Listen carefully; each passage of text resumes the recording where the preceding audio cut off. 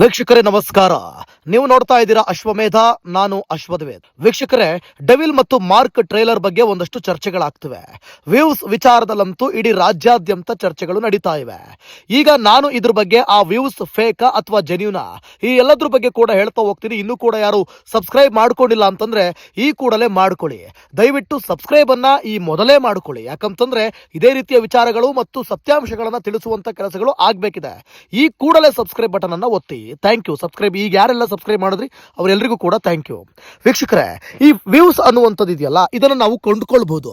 ಈ ವ್ಯೂಸ್ ಅನ್ನ ನಾವು ಎಷ್ಟು ದುಡ್ಡು ಕೊಟ್ಟು ಬೇಕಾದ್ರೂ, ಕೋಟ್ಯಾಂತರ ದುಡ್ಡು ಕೊಟ್ಟು ಕೋಟಿ ಕೋಟಿ ವ್ಯೂಸ್ ಅನ್ನ ನಾವು ಕೊಂಡ್ಕೊಳ್ಬಹುದು.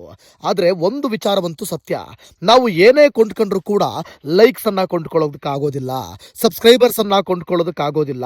ಸಬ್ಸ್ಕ್ರೈಬರ್ಸ್ ಅನ್ನ ಕೊಂಡ್ಕೋಬಹುದು, ಆದ್ರೆ ಆ ವಿಡಿಯೋ ವೀಕ್ಷಣೆಯಿಂದ ಸಬ್ಸ್ಕ್ರೈಬರ್ಸ್ ಅನ್ನ ನಾವು ಕೊಂಡ್ಕೊಳ್ಳೋದಕ್ಕಾಗೋದಿಲ್ಲ. ಆಮೇಲೆ ಪ್ರಮುಖವಾಗಿ very very important, trending video ಆಗುತ್ತಲ್ಲ, ಒಂದು ವಿಡಿಯೋ ಟ್ರೆಂಡಿಂಗ್ ಆಗುತ್ತಲ್ಲ ಯೂಟ್ಯೂಬ್ನಲ್ಲಿ, ಅದನ್ನು ನಾವು ಯಾವತ್ತೂ ಕೊಂಡುಕೊಳ್ಳೋದಕ್ಕೆ ಸಾಧ್ಯವೇ ಇಲ್ಲ. ಯಾವ ವಿಡಿಯೋ ಟ್ರೆಂಡಿಂಗ್ನಲ್ಲಿರುತ್ತೋ ಆ ವಿಡಿಯೋ ಜೆನ್ಯೂನ್ ವ್ಯೂಸ್ ಅನ್ನೋದು ಎಲ್ಲರ ಲೆಕ್ಕಾಚಾರ ಮತ್ತು ಯೂಟ್ಯೂಬ್ ಲೆಕ್ಕಾಚಾರವೂ ಕೂಡ ಹೌದು. ಹಂಗಂದ ಮಾತ್ರಕ್ಕೆ ಟ್ರೆಂಡಿಂಗ್ನಲ್ಲಿ ಇಲ್ಲ ಅಂದ ಮಾತ್ರಕ್ಕೆ ಹಾಗಾದರೆ ಅದು ಫೇಕ್ ವ್ಯೂಸಾ? ಹಾಗಲ್ಲ. ಎಲ್ಲ ವಿಡಿಯೋಗಳು ಟ್ರೆಂಡಿಂಗ್ ಬರಲ್ಲ, ಎಲ್ಲ ವಿಡಿಯೋಗಳು ಕೂಡ ಟ್ರೆಂಡಿಂಗ್ನಲ್ಲಿ ಇರಲ್ಲ. ಕೆಲವೊಂದು ವಿಡಿಯೋಗಳು ಮಾತ್ರ ಟ್ರೆಂಡಿಂಗ್ನಲ್ಲಿ ಬರೋದು. ಹಾಗಂತ ಟ್ರೆಂಡಿಂಗ್ನಲ್ಲಿ ಇಲ್ಲ ಅಂದ್ಬಿಟ್ಟು ಅದು ಫೇಕ್ ವ್ಯೂಸ್ ಅಂತ ನಾವು ಹೇಳೋದಕ್ಕೆ ಬರೋದಿಲ್ಲ. ಉದಾಹರಣೆಗೆ ಈಗ ಇದೇ ವಿಡಿಯೋ, ಈ ವಿಡಿಯೋ ನೀವು ನೋಡ್ತಾ ಇದ್ದೀರಿ, ಒಂದಷ್ಟು ಜನ ನೋಡ್ತೀರಿ, ಒಂದು 50,000 ವ್ಯೂಸ್ ಆಯಿತು, 1,00,000 ವ್ಯೂಸ್ ಆಯಿತು ಅಂತ ಇಟ್ಕೊಳ್ಳೋಣ. ಅದು ಟ್ರೆಂಡಿಂಗಲ್ಲಿ ಬರಲಿಲ್ಲ ಅಂದ ಮಾತ್ರಕ್ಕೆ ಈಗ ನಂದೆಲ್ಲ ಫೇಕ್ ವ್ಯೂಸಾ? ಇಲ್ಲ. ಸೊ ಅದು ಫೇಕ್ ವ್ಯೂಸ್ ಅಲ್ಲ, ಜೆನ್ಯೂನ್ ವ್ಯೂಸೇ ಆಗಿರುತ್ತೆ. ಆದರೆ ಟ್ರೆಂಡಿಂಗ್ ಅನ್ನುವಂಥದ್ದು ಏನು, ಟ್ರೆಂಡಿಂಗನ್ನು ಯಾವ ರೀತಿ ಕ್ಯಾಲ್ಕುಲೇಷನ್ ಮಾಡಲಾಗುತ್ತೆ ಅಂತಂದರೆ, ಅಟ್ ಟೈಮಲ್ಲಿ ತುಂಬಾ ಜನ ನೋಡ್ತಾನೆ ಇರೋದು, ರಿಪೀಟ್ ನೋಡೋದು, ಪದೇ ಪದೇ ನೋಡೋದು. ಎರಡಕ್ಕಿಂತ ಹೆಚ್ಚು ಬಾರಿ ಯಾವಾಗ ಆ ಟ್ರೇಲರ್ ಅನ್ನ ನೋಡ್ತಾರಲ್ಲ, ಆಗ ಆ ವಿಡಿಯೋ ಟ್ರೆಂಡಿಂಗ್ ಆಗುತ್ತೆ. ಅಂದ್ರೆ ಒಬ್ಬ ವ್ಯಕ್ತಿ ಒಂದು ಅಕೌಂಟ್ ನಿಂದ ಎರಡಕ್ಕಿಂತ ಹೆಚ್ಚು ಬಾರಿ ಟ್ರೇಲರ್ ಅನ್ನ ನೋಡಿದಾಗ ಆಗ ಆ ಒಂದು ವಿಡಿಯೋ ಟ್ರೆಂಡಿಂಗ್ ನಲ್ಲಿ ಇರೋದಕ್ಕೆ ಶುರುವಾಗುತ್ತೆ. ಸೊ ಟ್ರೆಂಡಿಂಗ್ ಯಾವಾಗ ಆಗುತ್ತೆ ಅಂತ, ಯಾವಾಗ ಒಂದು ಸಲ ನೋಡಿ ಸುಮ್ಮನೆ ನಾರ್ಮಲ್ ಆಗಿ ಸುಮ್ಮನೆ ಇರ್ತಾರೋ ಆಗ ವಿಡಿಯೋ ಅದು ಟ್ರೆಂಡಿಂಗ್ ನಲ್ಲಿ ಇರೋದಿಲ್ಲ. ಟ್ರೆಂಡಿಂಗ್ ಅಂದ್ರೆ ಪದೇ ಪದೇ ವೀಕ್ಷಣೆ, ಮರು ವೀಕ್ಷಣೆ, ಅಂದ್ರೆ ಎರಡಕ್ಕಿಂತ ಹೆಚ್ಚು ಬಾರಿ ಆ ವಿಡಿಯೋವನ್ನು ನೋಡ್ತಾ ಇದ್ರೆ, ಪದೇ ಪದೇ ನೋಡ್ತಾ ಇದ್ರೆ, ಅದನ್ನ ಶೇರ್ ಮಾಡ್ತಾ ಇದ್ರೆ, ಆಗ ಏನಾಗುತ್ತೆ, ಅದು ಆ ವಿಡಿಯೋ ಟ್ರೆಂಡಿಂಗ್ ನಲ್ಲಿ ಇರುತ್ತೆ. ಸೊ ಇದು ಟ್ರೆಂಡಿಂಗ್ ವಿಡಿಯೋ. ಸೊ ಇಲ್ಲಿ ನಿಮಗೆ ಡೆವಿಲ್ ಸಿನಿಮಾದ ಟ್ರೇಲರ್ ಇದೆಯಲ್ಲ, ಇದು ಟ್ರೆಂಡಿಂಗ್ ನಲ್ಲಿದೆ. ಸೊ ಹಾಗಾಗಿ ಅದು ಜೆನ್ಯೂನ್ ವ್ಯೂಸ್ ಅನ್ನೋದು ಅಲ್ಲಿ ಪಕ್ಕಾ ಆಗೋಯ್ತು. ಯಾಕಂದ್ರೆ ಒಂದು ವಿಡಿಯೋ ಟ್ರೆಂಡಿಂಗ್ ಬರುತ್ತೆ ಅಂತಂದ್ರೆ ಆ ವಿಡಿಯೋ ಪಕ್ಕಾ ಜೆನ್ಯೂನ್ ಅಂತ. ಯಾಕಂದ್ರೆ ನಿಮಗೆ ಕೊಂಡುಕೊಳ್ಳುವಂತಹ ಅಂದ್ರೆ ಬೈ ಮಾಡುವಂಥ ವ್ಯೂಸ್ ಇದೆಯಲ್ಲ, ಅದು ಯಾವತ್ತೂ ಟ್ರೆಂಡಿಂಗ್ ಬರಲ್ಲ. ಯಾಕಂದ್ರೆ ಅವೆಲ್ಲವೂ ಕೂಡ ಫೇಕ್ ವ್ಯೂಸ್ ಆಗಿರುತ್ತೆ. ಅದು ಟ್ರೆಂಡಿಂಗ್ ಆಗೋದಕ್ಕೆ ಸಾಧ್ಯವೇ ಇಲ್ಲ. ಅದು ಕೇವಲ ಪ್ರತಿಷ್ಠೆಗೋಸ್ಕರ, ಒಂದು ಪ್ರೆಸ್ಟೀಜ್ಗೋಸ್ಕರ ಮಾಡುವಂಥ ಒಂದಷ್ಟು ವ್ಯೂಸ್, ಅಥವಾ ನೋಡಲಿಕ್ಕೆ ಕಾಣುವಂಥ ಒಂದಷ್ಟು ವ್ಯೂಸ್ ಅಷ್ಟೇ. ಕೇವಲ ಕಣ್ಣಿಂದ ಮಾತ್ರ ನೋಡಬಹುದು, ಅದನ್ನು ಅನುಭವಿಸಲಿಕ್ಕೆ ಸಾಧ್ಯ ಇಲ್ಲ. ಸೊ ಅದು ಬಂದು ನಿಮಗೆ ಕೊಂಡುಕೊಳ್ಳುವಂಥ ವ್ಯೂಸ್ನ ಗುಣಲಕ್ಷಣಗಳಾಗಿವೆ. ಈಗ ಜೆನ್ಯೂನ್ ವ್ಯೂಸ್ ಅದರ ಗುಣಲಕ್ಷಣಗಳೇನು? ಈಗ ಆಲ್ರೆಡಿ ನಾನು ಹೇಳಿದೆ, ಟ್ರೆಂಡಿಂಗ್ನಲ್ಲಿ ಬರುತ್ತೆ, ಬೇಕಾದಷ್ಟು ಲೈಕ್ಸ್ ಬರುತ್ತೆ, ಬೇಕಾದಷ್ಟು ಸಬ್ಸ್ಕ್ರೈಬರ್ಸ್ ಬರ್ತಾರೆ. ಇದು ಬಂದು ನಿಮಗೆ ಜೆನ್ಯೂನ್ ವ್ಯೂಸ್ನ ಗುಣಲಕ್ಷಣಗಳಾಗಿವೆ.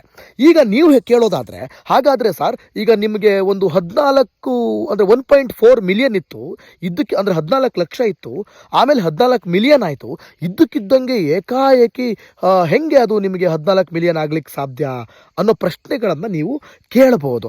14 ಲಕ್ಷ ಇದ್ದಂಥ ಒಂದು ವಿಡಿಯೋ ಏಕಾಏಕಿ 3-4 ಗಂಟೆಗಳಲ್ಲಿ ಮಾರ್ಕ್ ಟ್ರೇಲರ್ 14 ಮಿಲಿಯನ್ ಆಗೋದಕ್ಕೆ ಹೆಂಗೆ ಸಾಧ್ಯ, ಅಂದರೆ 1.4 ಕೋಟಿ ಆಗಲಿಕ್ಕೆ ಹೆಂಗೆ ಸಾಧ್ಯ ಅಂತ ನೀವು ಕೇಳೋದಾದ್ರೆ ನನ್ನ, ಹಂಗಂದು ಮಾತ್ರಕ್ಕೆ ಅದು ಫೇಕ್ ವ್ಯೂಸಾ ಅಂತ ನೀವು ನನ್ನ ಕೇಳೋದಾದ್ರೆ, ನಾನು ಅದನ್ನು 100% ಜೆನ್ಯೂನ್ ವ್ಯೂಸ್ ಅಂತ ಹೇಳೋದಕ್ಕೆ ಸ್ವಲ್ಪ ಕಷ್ಟ ಆದರೂ ಕೂಡ, ಅದೇ ರೀತಿಯಾಗಿ ಫೇಕ್ ವ್ಯೂಸ್ ಅಂತ ಹೇಳೋದಕ್ಕೂ ಕೂಡ ಕಷ್ಟ ಆಗುತ್ತೆ. ಯಾಕಂತಂದರೆ ಒಂದಷ್ಟು ಆರೋಪಗಳು ಕೇಳಿ ಬರ್ತಾ ಇವೆ. ಯಾಕಂದ್ರೆ ನೋಡಿ, ಈಗ 3 ದಿನ ಆಗೋಗಿದೆ, ಡೆವಿಲ್ 1.2 ಕ್ರೋರ್ನಲ್ಲೇ ಇದೆ, ಇದು ಬಂದು 1.4 ಕ್ರೋರ್ ಇದೆ.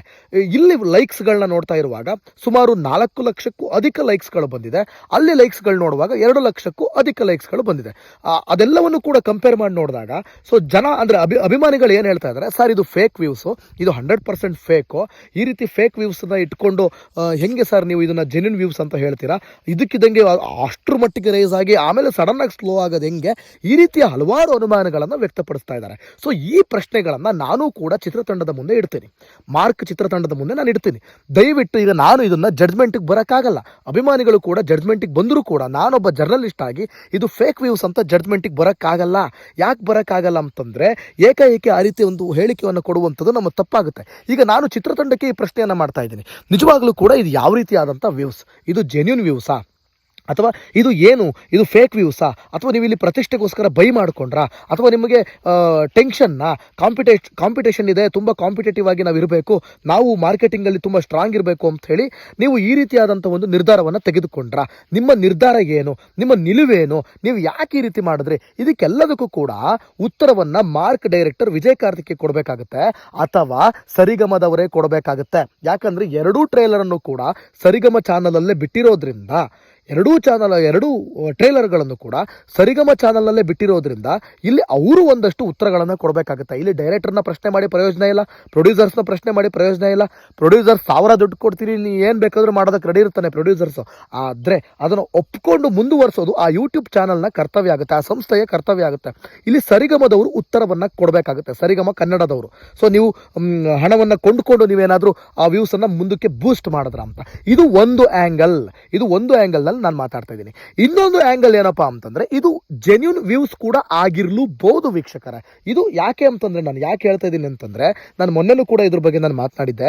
ಯಾಕೆ ಜೆನ್ಯೂನ್ ವ್ಯೂಸ್ ಆಗುತ್ತೆ ಅಂದ್ರೆ, ಕಿಚ್ಚ ಸುದೀಪ್ಗೆ ದೇಶದಾದ್ಯಂತ ಒಂದಷ್ಟು ವ್ಯೂವರ್ಸ್ಗಳಿದ್ದಾವೆ. ಮತ್ತು ಮಾರ್ಕ್ ಅನ್ನುವಂಥ ಸಿನಿಮಾ ಇದೆಯಲ್ಲ, ಇದನ್ನು ಮಾಡಿರುವಂಥದ್ದು ತಮಿಳಿನ ಡೈರೆಕ್ಟರ್. ಅರ್ಥ ಮಾಡ್ಕೊಳ್ಳಿ, ಇಲ್ಲಿ ಕನ್ನಡದವರೇ ಪೂರ್ತಿ ನೋಡಿದ್ದಾರೆ ಆ ಟ್ರೇಲರ್ನ ಅನ್ನೋದಕ್ಕೆ ಬರಲ್ಲ. ಇದು ತಮಿಳಿನ ಡೈರೆಕ್ಟರ್ ಮತ್ತು ಕನ್ನಡದ ಪ್ರಮುಖ ಒಂದಷ್ಟು ಟೆಕ್ನಿಷಿಯನ್ಸ್ಗಳು ಕೆಲಸ ಮಾಡಿದ್ದಾರೆ.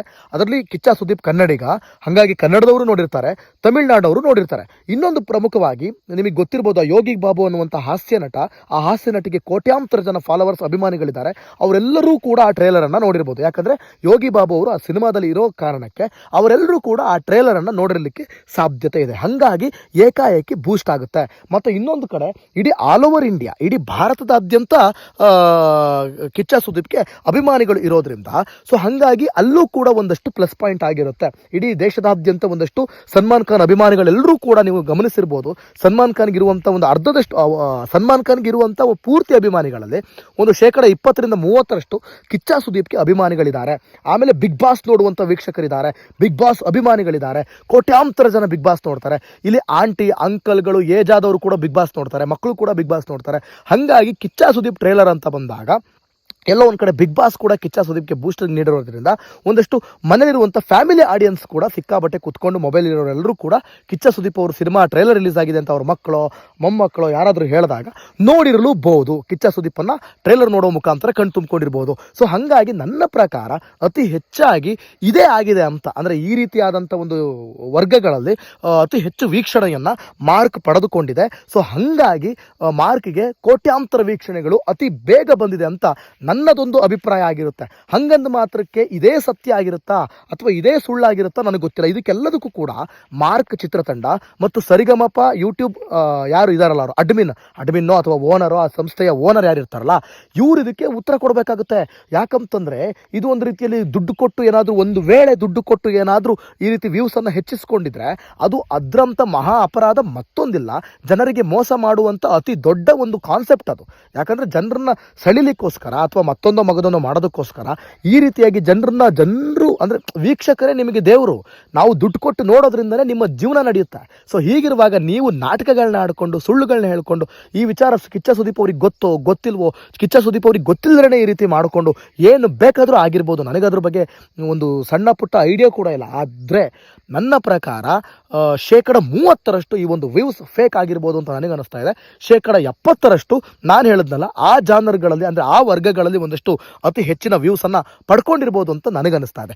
ನಿಮಗೇನು ಅನ್ನಿಸ್ತಾ ಇದೆ? ಇದೆಲ್ಲ ವಿಡಿಯೋನ ನೀವು ಪೂರ್ತಿ ಕೊನೆವರೆಗೂ ಕೇಳಿದ್ಮೇಲೆ ನಿಮಗೇನು ಅನ್ನಿಸ್ತಾ ಇದೆ ನೀವು ಕೂಡ ಕಮೆಂಟ್ ಮಾಡ್ಬೋದು. Thank you. ಇನ್ನೂ ಕೂಡ ಯಾರು ಸಬ್ಸ್ಕ್ರೈಬ್ ಮಾಡ್ಕೊಂಡಿಲ್ಲ ಅಂದರೆ ಮಾಡ್ಕೊಳ್ಳಿ.